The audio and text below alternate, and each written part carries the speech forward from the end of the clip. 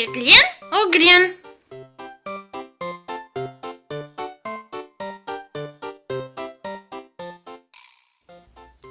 Я моя кумяная Султан. Ben yapacağım kuş değişikliğini. Bunun için bizge ne gerek? Fırça var. Sonra boy, Boya. Boyan çizgi. dögerecekler. Ve Bu haya kiyat. kıyat. Başlayıp E, başta ne yapamız? Dögereceklerini alamız ve onlarını Yapamız. boyalayımız. Nasıl tuzke boyalayımız? Kırmızı. Boyala. Ne yapamız Nuri Sultan? Biz tokayıcıkını buladığımız indi koyamız kağıtha. Ve üstüne basamız. Biraz dursun.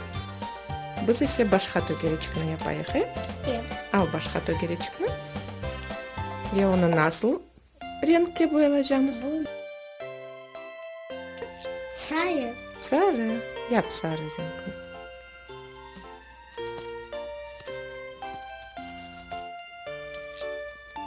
Ne yapamız? Biz koyamız bu tokayıcıkını kağıtha. Koy.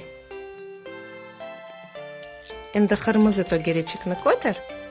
Mahayt olur.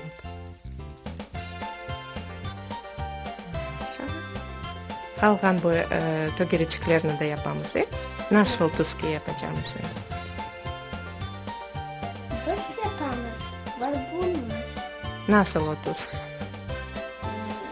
Sarı ya da yeşil? Sarı. Yaxşı yapamız. Men bu tokayıcıkını alam. İndi biz yapamız. Direk, Direkt gıdısını. direk gövdesini. Nasıl tuzda yapacağımız? Beyaz. Buyur. Yok onu alma. Bu durgan suyunu al kızım. Hı, bunu al. Bek ıslatma. Yavaş.